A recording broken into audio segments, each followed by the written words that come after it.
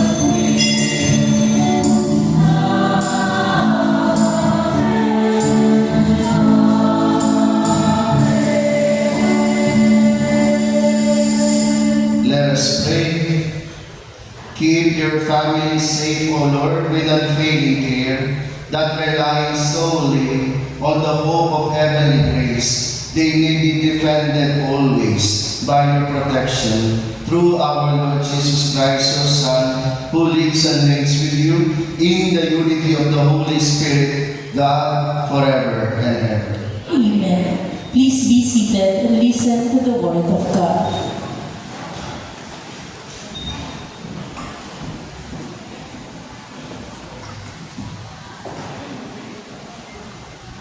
A reading from the book of the prophet Isaiah. Thus says the Lord, share your bread with the hungry, shelter the oppressed and the homeless, clothe the naked when you see them, and do not turn back on your own. Then your light shall break forth like the dawn, and your wounds shall quickly be healed. Your vindication shall go before you, and the glory of the Lord shall be your rear guard. Then you shall call the Lord, then you shall call, and the Lord will answer. You shall cry for help, and he will say, here I am. If you remove from your midst oppression, false accusation, and malicious speech, if you bestow your bread on the hungry and satisfy the afflicted, then the light shall rise for you in the darkness, and the gloom shall become for you like midday. The word of the Lord. Thanks be to God. The just man is light in darkness to the upright. The just man is a light in darkness to the upright. Light shines through the darkness, and for the upright, he is gracious and merciful and just. Well for the man who is gracious and lends, who conducts his affairs with justice.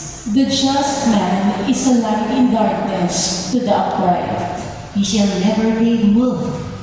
The just one shall be in everlasting remembrance. An evil report he shall not fear. His heart is firm, trusting in the Lord. The just man is a light in darkness to the upright. His heart is steadfast. He shall not fear. Lavishly he gives to the poor. His justice shall endure forever. His horn shall be exalted in glory. The just man is a light in darkness to the upright.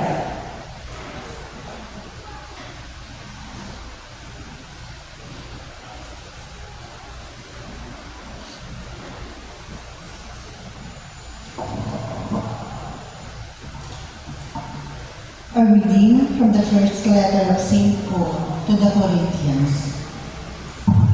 When I came to you, brothers and sisters, proclaiming the mystery of God, I did not come with sublimity of words or of wisdom, for I resolved to know nothing while I was with you, except Jesus Christ and Him crucified. I came to you in weakness and fear and much trembling, and my message and my proclamation were not with persuasive words of wisdom, but with demonstration of spirit and power, so that your faith might rest not on human wisdom, but on the power of God. The word of the Lord. Thanks be to God. Please all rise to honor the Holy Gospel.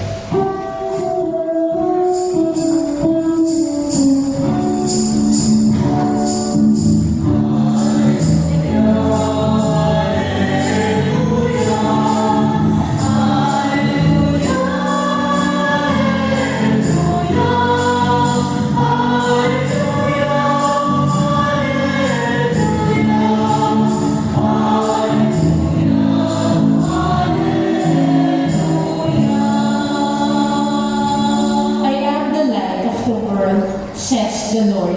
Whoever follows me will have the light of life.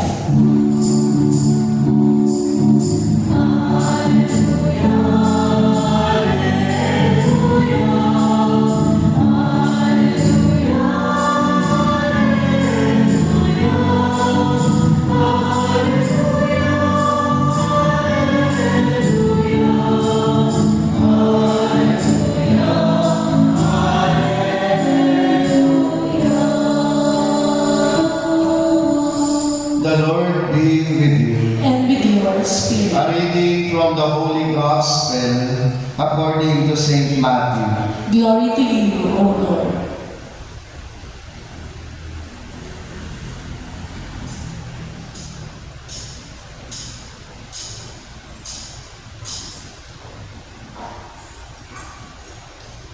Jesus said to his disciples, "You are the salt of the earth, but if salt loses its taste, with what can it be seasoned? It is no longer good for anything, but to be thrown out and trampled underfoot. You are the light of the world. A city set on a mountain cannot be hidden, nor do they light a lamp and then put it under a bushel basket.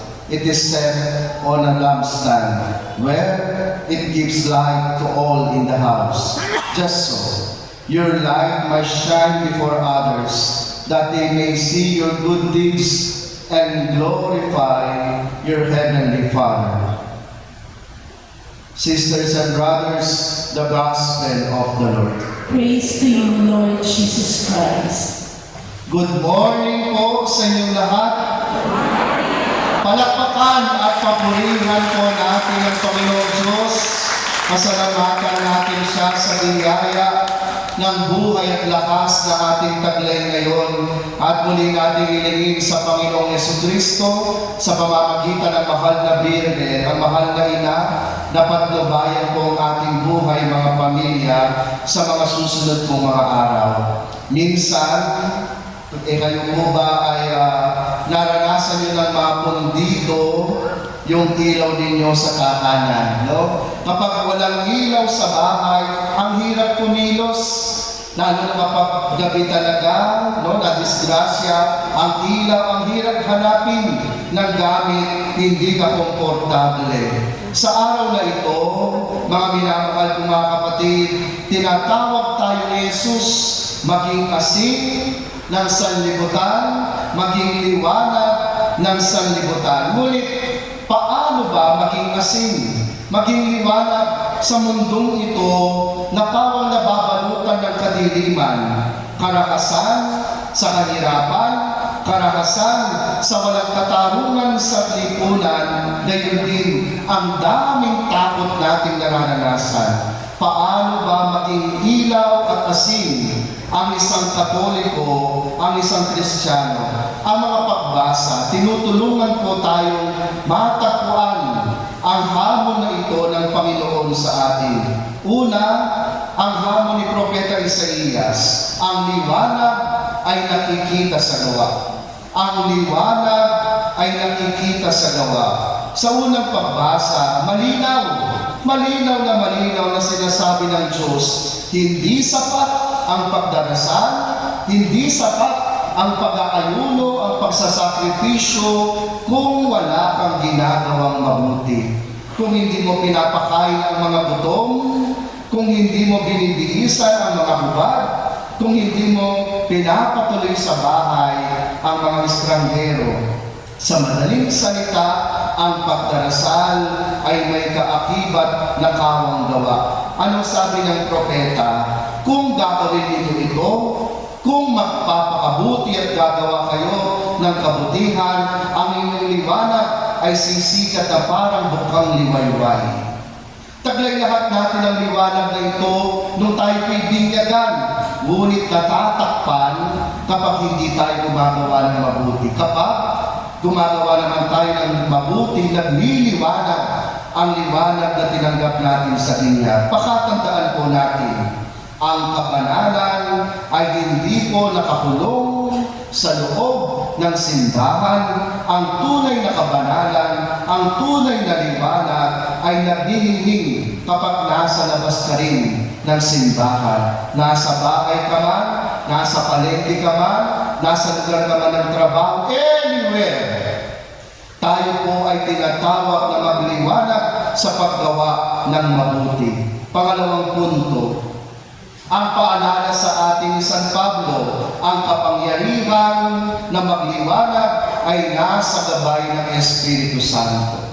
Mahirap maging liwanag sa mundong madilim na madilim. Pwede kang takpan, Pwede kang lamunin ng kadiliman sa sariling effort mo lamang. Pwede kang maghina, pwede kang mawalan ng loob, pwede kang ma-depress. Ngunit kapag tinatawag natin ang banal na Espiritu na siyang daan upang tayong magliwanag, upang magpatuloy tayong gumagawa ng mabuti sa kabila ng mga bashers sa mundong ito, sa kabila ng mga depresyon sa mundong ito, magliliwanag pa rin tayo kapag ang Espiritu Santo daw po ang nananahan. Karanasan yan ni San Pablo sa ikalawang pagbasa. Ang sabi niya bago siya pumunta sa mga taga-Korinto, mahina ako, takot ako. Ngunit ang ginawa niya, pinustos siya ng banal na Espiritu. Ang paalala po sa atin, mga minamahal kong mga kapatid, upang gumawa ng mabuti, upang magliwanag, hindi naman kailangan may profession ka.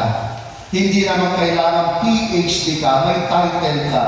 Ang mahalaga, nagpapakumbaba ka upang manahan ang banal na Espiritu.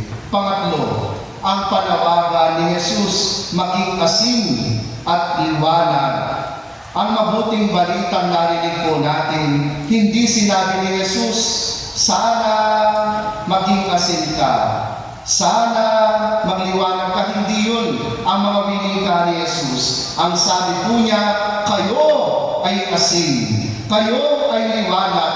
Ang pagiging asin ay liwanag ay identity ng bawat bininyagan. Taglay po natin ito. Ito ang karakter ng isang Katoliko, ang magliwanag at magdala ng asin. Father, may asin po ako, pampaswerte. Hindi po yun, no? Iba ang simbolo na sinasabi ni Jesus sa asin at liwanag. Ano po ba ito? Noong unang panahon, na hindi po uso ang mga refrigerator, mahalaga ang asin. Una, ang asin ay nagpipigil na mabulok ang karne. No? Ang asin ay tumutulong upang hindi mabulok ang karne. Sa panahon natin ngayon na ang lipunan ay nabubulok sa korupsyon, nabubulok sa maraming kasinungalingan, mapa-social media man. Minsan kahit ang kaharap mo, hindi pala nagsasabi ng totoo. Ang kawalang moralidad sa paligid po natin. Bilang Katoliko, dapat po tayo maging preservation. Anong ibig sabihin? Tutulan ang mali, isiwalat ang katotohanan, isabuhay ang katotohanan. In that way, nagiging asin po tayo kapag tinutulan natin ang mali. Sa tahanan man yan, sa organisasyon man yan, saan man tayo. Sana po ang kabutihan ang ipamanas natin. Pangalawa, ang asin ay nagbibigay ng lasa sa mga nagluluto po dito. Hindi pwedeng mawala ang asin sa pagluluto. Bagamat kapag inilagay mo ang asin, mawawala, pero nagpapatingkad ng lasa ng iba't ibang sangkap sa luto. So yun din po ang panawagan sa atin. Magdala ng lasa, magdala ng pag-asa sa mga kakilala mong nawawalan ng tiwala sa kanilang sarili. Sa mga kakilala mong matabang ang buhay, nawawalan ng pag-asa, napapagod sa buhay, punong-puno ng lungkot. Magdala tayo ng asin, ng pag-asa sa kanila. Ngunit may babala ang Panginoon. Kung ang asin ay mawala ng lasa, itatapon na lamang.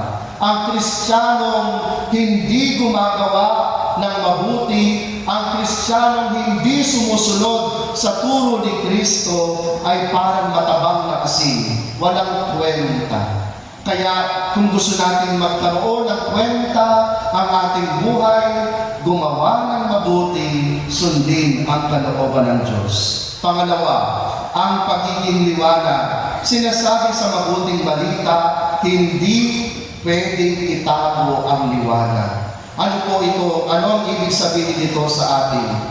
Sana po ang paggawa natin ng mabuti, ang pagiging madasalin natin, ang paghuhulog natin ng donasyon sa koleksyon, hindi lang nagaganap sa loob ng simbahan. Ang kabutihang ito sana ipinapamalas natin maski sa libas ng simbahan. In that way, tayo po ay tunay na nagliliwanag. Mga minamahal kong mga kapatid, ang mundo ay hindi po kailangan ng mga taong influencer lamang. Ang mundo ay nakakangailangan ng konkretong gawa, konkretong paggawa. Kaya nga po, wag nating hayaang maging matabang ang ating pananampalataya. Huwag nating itago ang liwanag sa takot na mahusgahan ng iba. Bagkus sa pagpapakain natin sa mga nagugutom, sa paggawa natin ng mabuti, tayo po ay nagiging asin at liwanag ng mundong ito. Amen. Please stand and together let us profess our faith. I believe in one God, the Father Almighty, maker of heaven and earth, of all things visible and invisible. I believe in one Lord Jesus Christ, the only begotten Son of God, born of the Father before all ages, God from God, light from light, true God from true God, begotten not made, consubstantial with the Father. Through Him all things were made. For us then and for our salvation, He came down from heaven, and by the Holy Spirit was incarnate of the Virgin Mary, and became man. For our sake He was crucified under Pontius Pilate.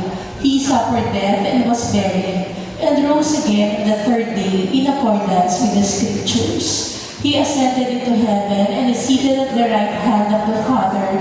He will come again in glory to judge the living and the dead, and His kingdom will have no end.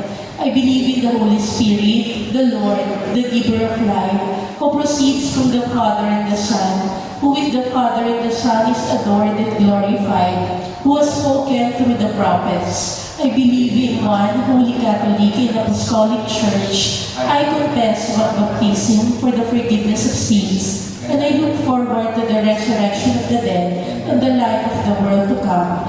Amen. Please be seated po, and we will now witness the induction of the new members of the Catholic Women's League for the year 2026 on the occasion of its 50th anniversary. Good morning, Father. Good morning, brothers and sisters. May I now call on the inducting officer from the Diocese of Caloocan, supervisors, Sister Seti Chonko and Sister Bernadette Shochi.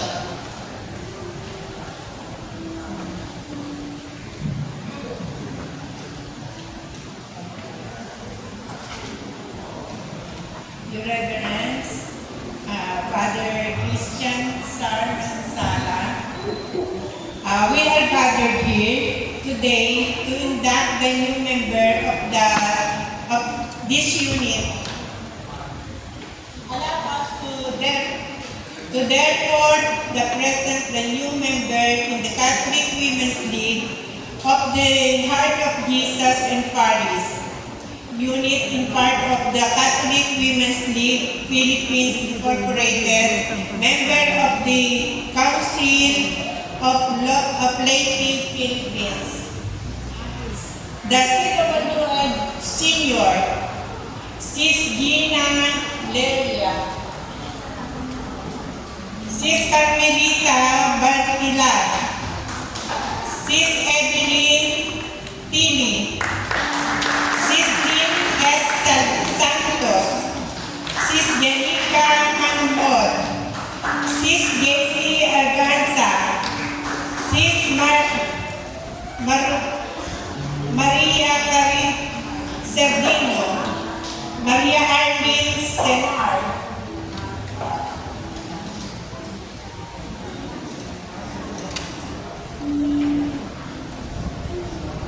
the Junior CWL, Isagani Yun May De Leon, Sis Stacia Reyes Calvario, Sis Princess Ayuki Solomon, Sis Lucila Bernadette Hernandez, Sis Tanya Marie Lopez, Sis Lara Jane Reyes, Georgina Paula Reyes, Syra Jane Fernandez, Mary's Ugale, Dominia Salvidar, and Chris Marie Solaran.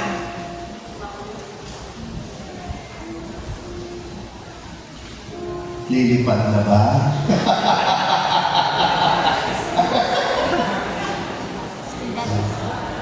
What do you desire?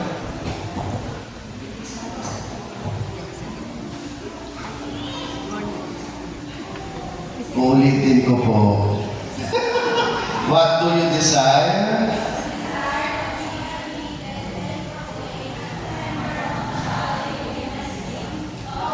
So Jesus and Mary Parish Unit. Do you promise to lead a truly Catholic life, to uphold the faith, and promote fidelity to the statutes of the Catholic Women's League under the direction of the hierarchy? Yes, we promise. By virtue, therefore, of the powers vested upon me, I hereby admit and proclaim you as members of the Catholic Women's League of the Hearts of Jesus and Mary Parish Unit. And from today, you have the duties and prerogatives belonging to you as such under the Constitution and bylaws of the Catholic Women's League. We will now bless the CWL Prince. Our help is in the name of the Lord, who made heaven and earth, the Lord be with you. and also with you. Let us pray, O God, by whose word everything becomes holy, pour out your blessings on these days, and grant that whoever uses this according to your law and give thanks to you, may receive health of body and holiness of soul, while invoking your most holy name, through Christ our Lord. Amen.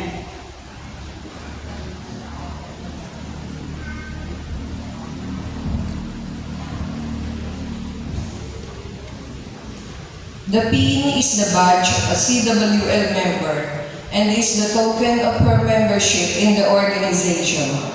This act symbolizes the unity that binds all officers and members together, from the national to the diocesan to the vicarial to the parochial level, to hold each other steadfast to the promise contained in the motto, charity, work, and loyalty.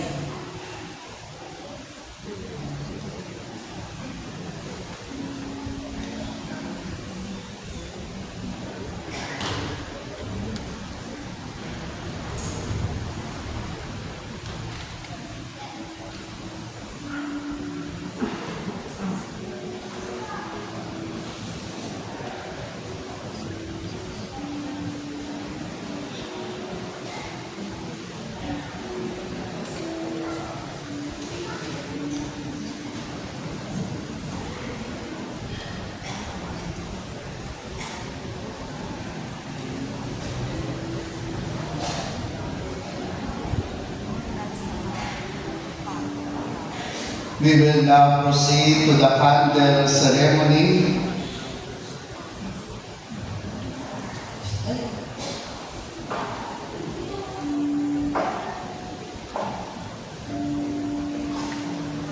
I light this candle that the love of God be the sole motivation behind all your work in the organization.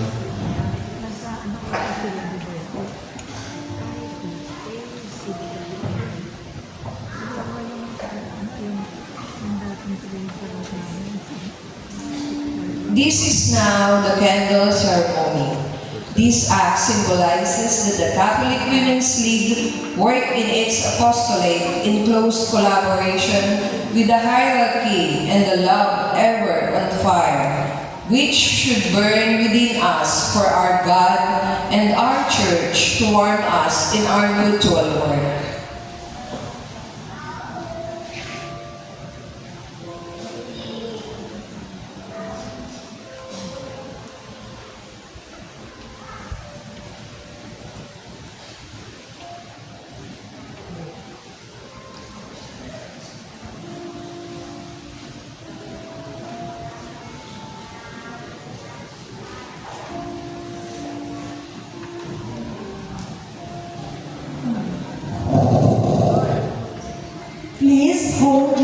lighted candle, the pledge. Please hold your lighted candle with your left hand. Raise your right hand and recite the pledge of membership with me. Remember, we are pledging our service to Christ, the light of the world. May we request to our other members present to please stand up and renew their pledges together with us. I state your name, freely and joyfully join the ranks of the Catholic Women's League, convinced that I am answering the call of Christ and trusting in the help of His grace. I hereby pledge myself to be an apostle in my family, in my section, in my social sphere, by prayers, work, and example, and my living. A truly Catholic life. May God and our Blessed Mother help me to keep my pledge. Members of the Catholic Women's League of the Hearts of Jesus and Mary Parish Unit, remember to be faithful to your solemn pledge today. May Christ, our Supreme Leader, our Blessed Mother, enlighten, help, and bless you. I officially welcome to you the Sisterhood of the Catholic Women's League. Congratulations.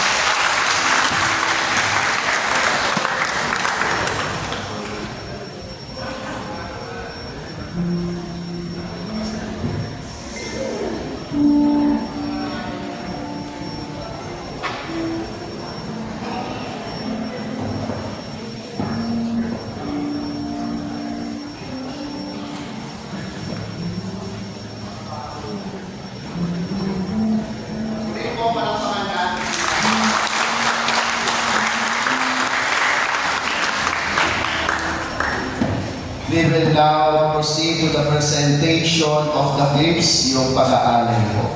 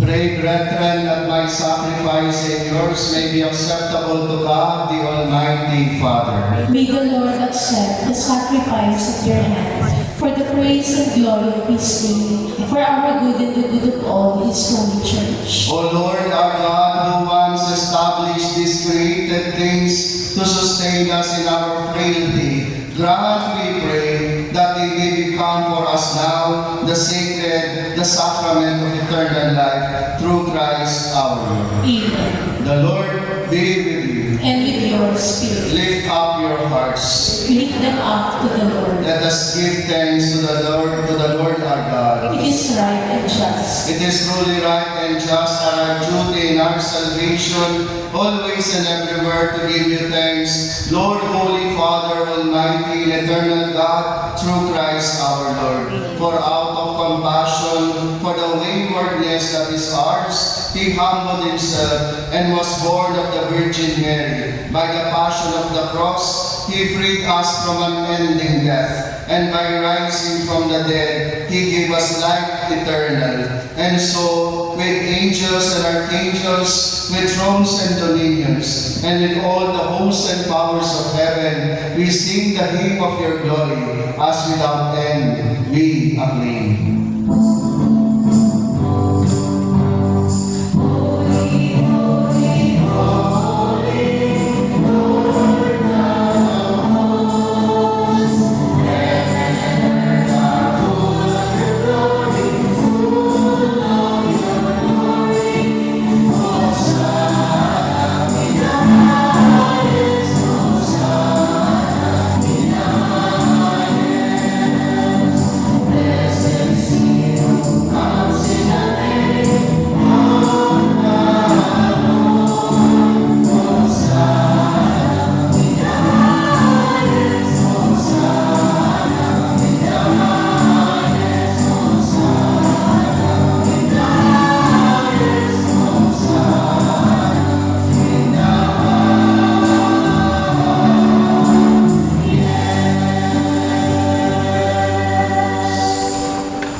You are indeed holy, O Lord, the fount of all holiness. Make holy therefore these years, we pray, by setting down your Spirit upon them like the dewfall, so that they may become for us the body and blood of our Lord Jesus Christ. At the time He was betrayed and entered willingly into His passion, He took bread, giving thanks, broke it, gave it to His disciples, saying, "Take this, all of you, and eat of it, for this is my body, which will be given up for you."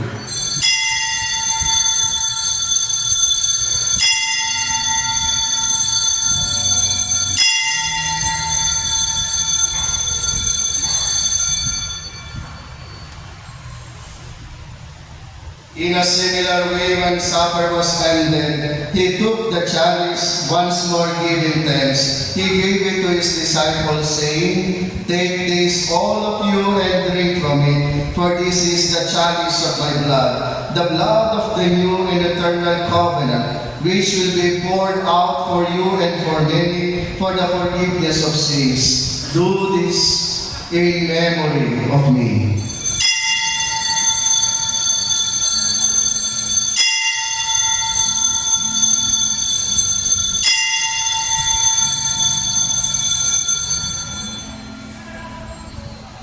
Let us proclaim the mystery of faith.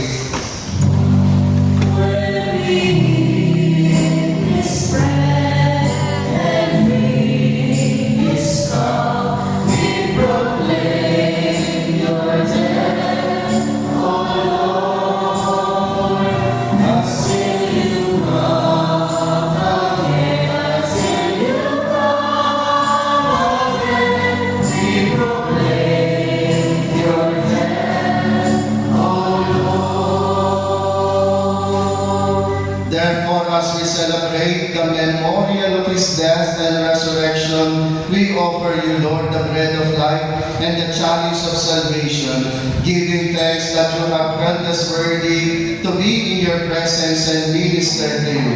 Humbly we pray that partaking of the body and blood of Christ, we may be gathered into one by the Holy Spirit. Lord, remember your church spread throughout the world and bring her to the fullness of charity, together with Leo, our Pope, and Pablo Virgilio, our Bishop, and all the clergy. Remember also our brothers and sisters who have fallen asleep in the hope of the resurrection, and all who have died in your mercy. Welcome them into the light of your face. Have mercy on us all, we pray, that with the Blessed Virgin Mary, Mother of God, Our Lady of Lourdes, with Saint Joseph, her most chaste spouse, with the blessed apostles, and all the saints who have pleased you throughout the ages, we may merit to be co-heirs to eternal life, and may praise and glorify you through your Son, Jesus Christ. Through him, with him, and in him, O God, Almighty Father, in the unity of the Holy Spirit, all glory and honor is yours forever and ever.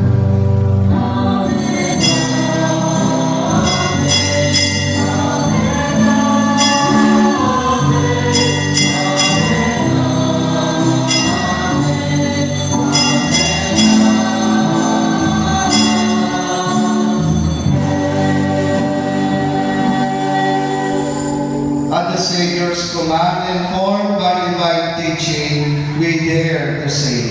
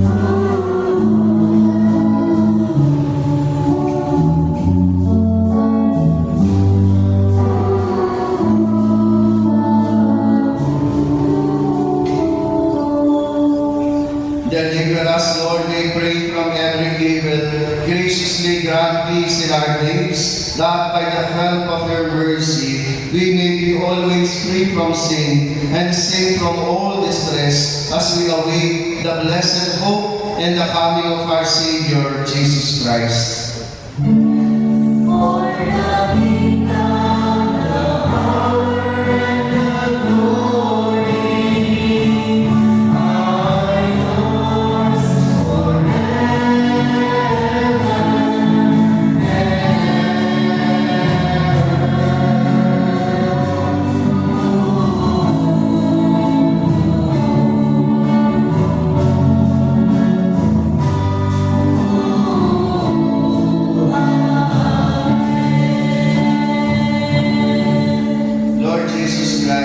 Who said to your apostles, "Peace I leave you, my peace I give you." Look not on our sins, but on the faith of your church, and graciously grant her peace and unity in accordance with your will, who live and reign forever and ever. Amen. The peace of the Lord be with you always. And with your spirit. Let us offer each other the sign of peace.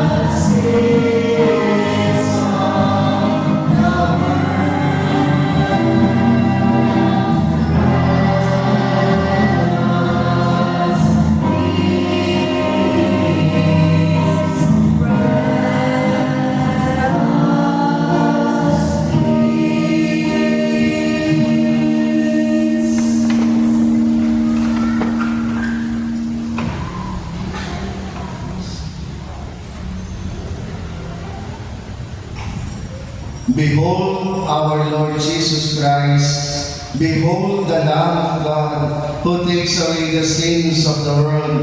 Blessed are those called to the supper of the Lamb.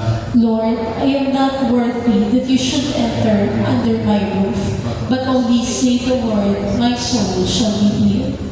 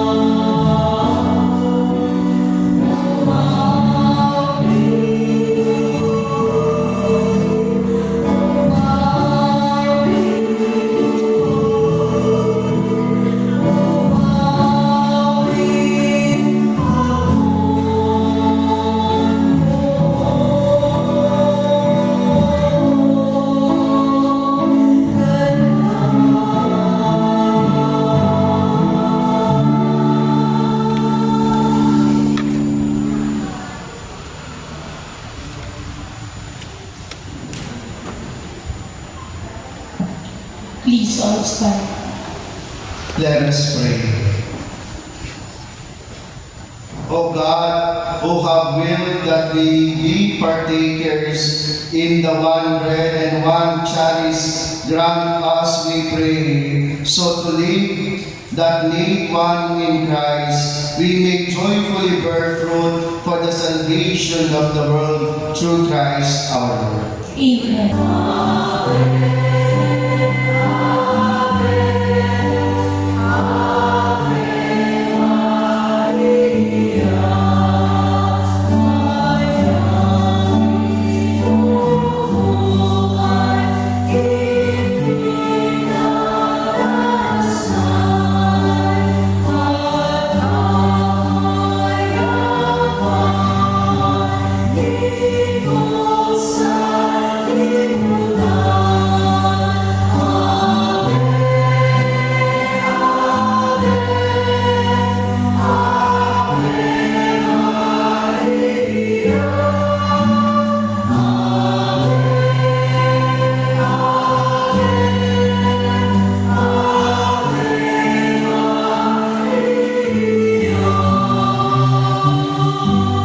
The Lord be with you. And with your spirit. And may our loving and forgiving God bless you and all your loved ones, the Father, the Son, and the Holy Spirit. Amen. The Mass